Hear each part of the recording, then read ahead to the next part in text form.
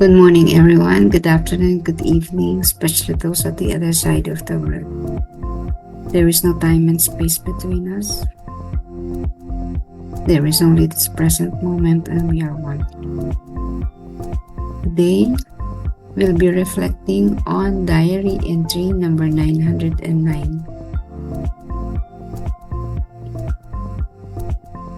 We know each other mutually, O Lord, in the dwelling of my heart. Yes, now it is I who am I receiving you as a guest in the little home of my heart. But the time is coming when you will call me to your dwelling place, which you have prepared for me from the beginning of the world. Oh, what am I compared to you, O Lord?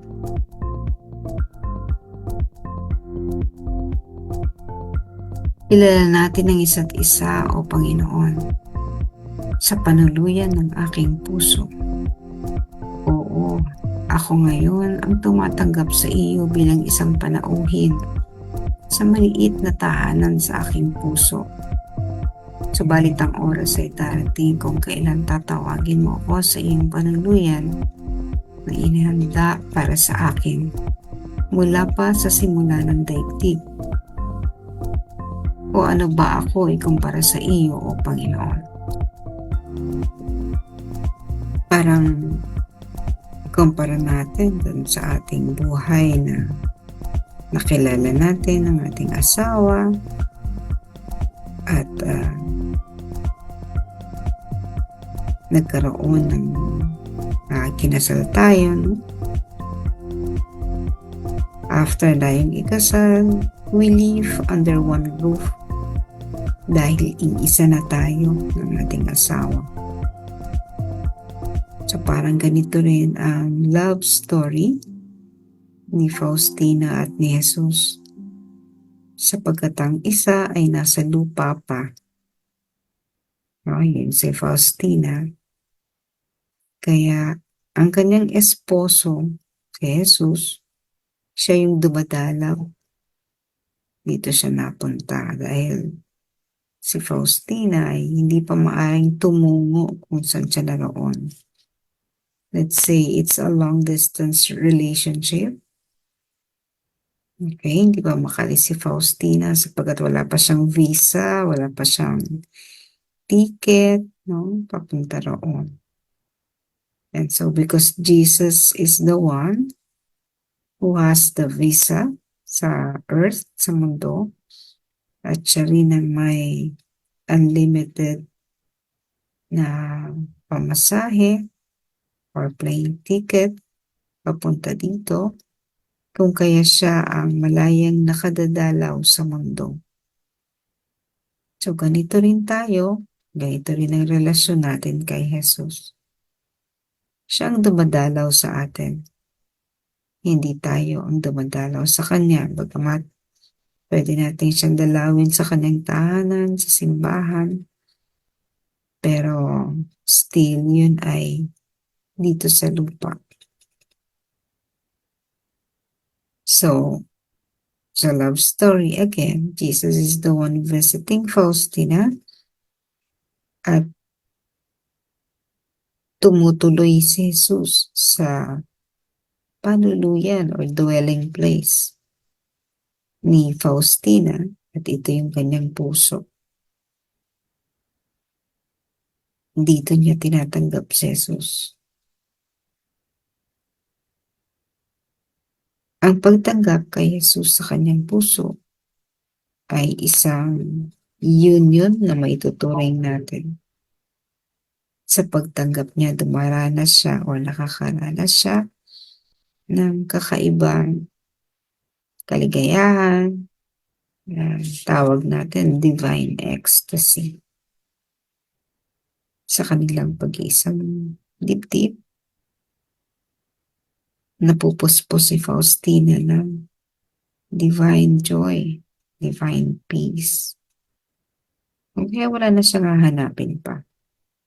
Experiencing such union gives one that feeling of peace, eternal peace. Kaya kapag bumabalik sila sa katotohanan ng mundo, they would long to be there in one time.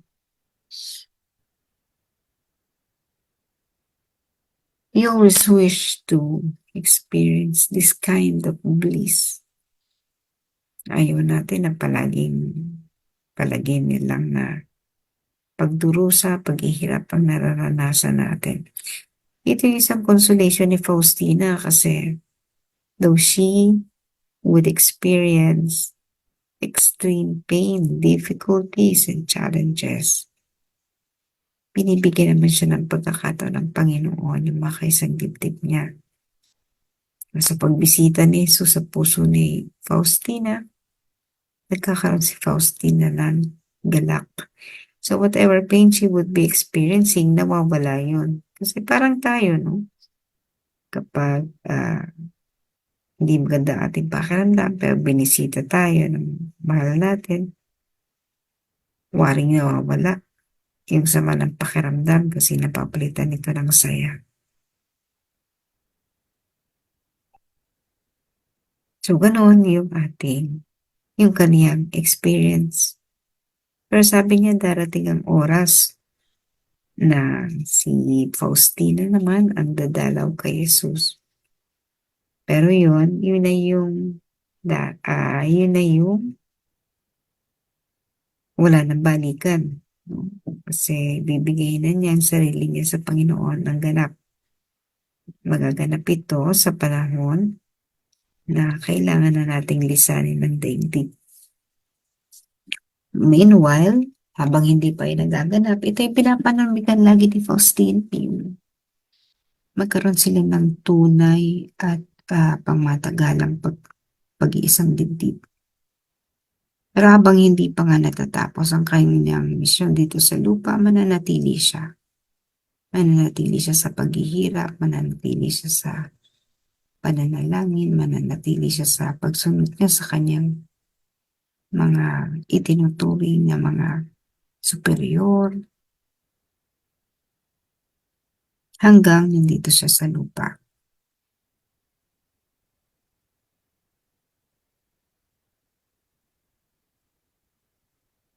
Napaka kakaiba ng ganitong karanasan. Kung mararanasan lamang natin ang kapayapaan at pag-ibig ng Panginoon sa mga pagkakataong katulad ng experience ni Faustina. Ibig sabihin nun, pag nagawa natin yon, naranasan natin yon, nakamit natin yung goal or target natin na kabanalan. Because Jesus will not be with us. Hindi niya nanaising makipag-isang dibdib sa kahit sino sa atin kung tayo ay puspos na karumihan. Medyo sensitive si Jesus sa ganon. Delikado, kumbaga. Kailangan talaga na yung kanyang magiging esposa, parang ganon, ay kalinis-linisan din. Malinis. And when we say malinis, talagang yung mga kasalanan natin, nabayaran natin, na-confess at nabayaran natin, hindi man na-ikumpisal, no? Kundi napagbayaran natin. The payment process here on earth is difficult din, no? Mahirap na yung pinagdaraanan mo, mahirap pa yung pagbabayad mo ng utang. That is how we live here on earth. Pero meron din namang saya. Hindi naman yan palaging malungkot, nag-iisa, isolated. Hindi naman laging ganon. But when we are one, kung mararanasan natin ang pagiging isa kay Jesus, yun nga yung sabi ko na we have achieved a certain level of holiness, oneness, pagiging ganap, complete surrender to the Lord. And to achieve that is again very difficult. So parang ganito, no, sa mga panahong ito, sa maraming mga kapatid natin na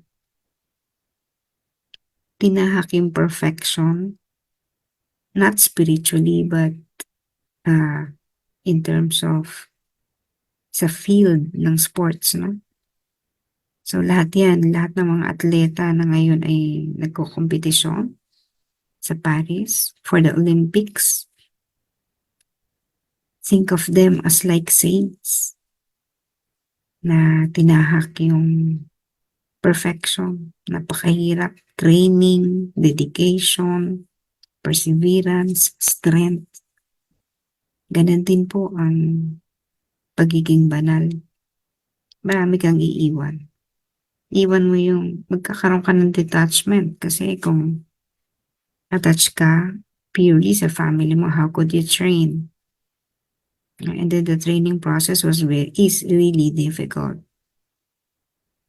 Kailangan mo magpalakas ng katawan, disiplina, pagkain, no? Ilang oras yung ilalaan mo sa training. No? Hanggang hindi mo na pa-perfect kung ano man yung field na pinasok mo. Like, kung gymnastics ang pinili mo, so yung training na is really very difficult din. Whatever, no? Kahit alin man. So all these champions, parang yung mga santo. No? Pinili nila yung ganong larangan. Pero,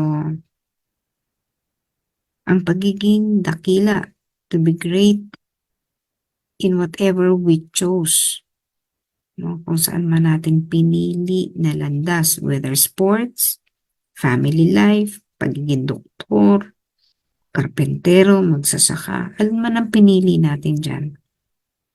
Kapag gusto natin na ma-achieve ang perfection in that field, we really have to sacrifice a lot to learn para matuto. So these champions, alam nyo, they are champions in also sa harap, no? In the eyes of the Lord. And to be a champion, mas madali kung kapiling ang Diyos. Yung nagpapakabihasa ka into perfection kasama ang Diyos.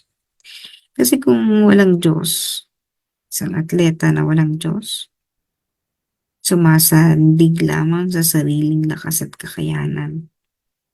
Yun yung atleta na punong-puno ng pride, yabang. Because no one can achieve perfection without the grace of God. So mas mabigat yung tutunguhin nila kasi nag-iisa sila towards perfection. Kaya ang challenges, lahat yan na mabigat. Samantalang kung isasama ang Panginoon, habang nagpapakadalubhasa in whatever field we are or we choose to be, kung isasama natin ang Panginoon sa ating puso, hahayaan natin siya maghari dyan sa puso natin. Gabayan tayo at gawin nating inspirasyon sa lahat ng ginagawa natin. Magiging madali ang mga bagay. Achieving perfection in whatever field we choose will be very easy. And so just like all these athletes, let us all achieve perfection in this field, dito sa larangan ng debosyon sa banal na awa. Ang ating pagsasanay ay panghabang buhay. No, ang ating sisikapin gawin ay patuloy na pagpapakabihasa. Kaya mahaba kasi hanggang sa dulo ng ating buhay.